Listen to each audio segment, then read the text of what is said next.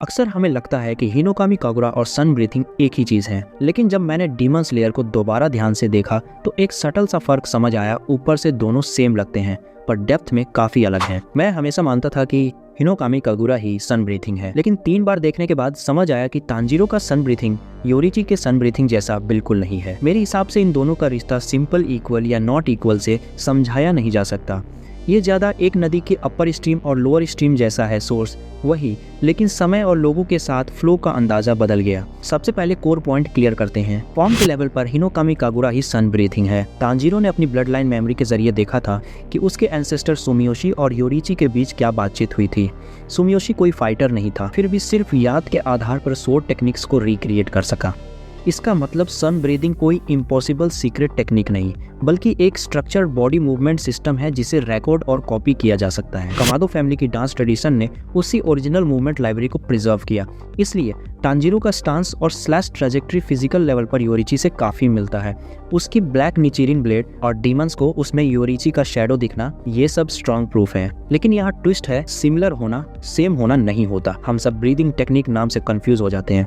Sun breathing की असली power सिर्फ फिक्स स्वॉर्ड मूव्स में नहीं थी। असली कोर था योरीची का ऑलमोस्ट ब्रोकन लेवल बॉडी और उसका सुप्रीम स्टेट। सोचिए, योरीची कौन था? Born with mark, born with transparent world, grip इतनी पावरफुल कि ब्लेड को रेड कर सके। उसका शरीर खुद एक परफेक्ट बैटल मशीन था।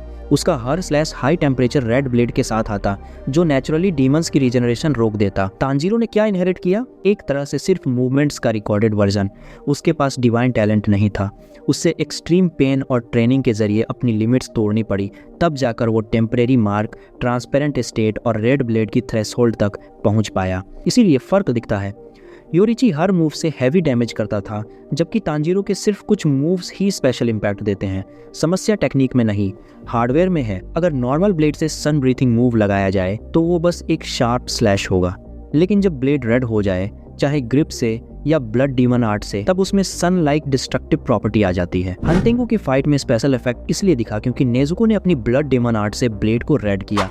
डाकी की फाइट में तांजीरो एक्सट्रीम लिमिट पर था। उसका बॉडी एक्सीडेंटली मार्क और रेड ब्लेड स्टेट के करीब पहुंच गया। तभी उसने एनिमी की मूवमेंट स्लो महसूस की, यानी हार्डवेयर मोमेंटरीली सिंक हो गया।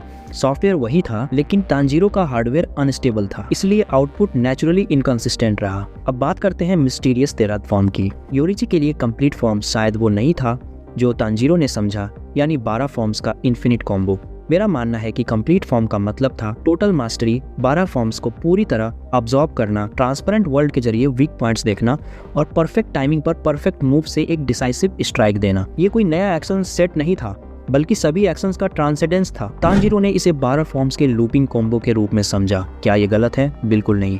यही लेगेसी की खूबसूरती है। तांजीरो कॉपी नहीं है, बल्कि नेक्स्ट जेन सोर्समैन है जो अपनी समझ से पुरानी फॉर्मूला को नया जवाब देता है। जैसे ग्यू तोमियोका ने अपने मास्टर सकोनजी यूरोकोडाकी के वाटर फॉर्म से अपना 11th फॉर्म क्रिएट किया। ब्रीथिंग स्टाइल्स फिक्स्ड हो सकते हैं, लेकिन इंसान इवॉल्व करता है। अगर योरीची का सन ब्रीथिंग एक परफेक्ट लेजेंडरी डिश था, तो हिनोकामी कागुरा उसकी डिटेल्ड रेसिपी थी जो ओरल ट्रेडिशन से आगे बढ़ी। और तांजीरो एक यंग शेफ है। शुरुआत में tools weak, timing imperfect, taste उतना रिफाइंड नहीं, लेकिन ट्रेनिंग, ग्रोथ और अपग्रेडेड टूल्स के बाद वही रेसिपी अपने एरा का नया फीस्ट बन सकती है।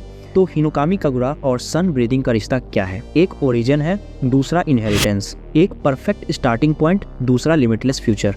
तांजीरो ने सिर्फ कॉपी नहीं किया, उसने सन की एनर्जी को कमाडो फैमिली के तरीके से फिर से जला दिया। शायद यही कहानी का असली कोर है। ट्रू स्ट्रेंथ किसी मिथ को रिपीट करना नहीं, बल्कि उसे नए जमाने में नई लाइफ देना है।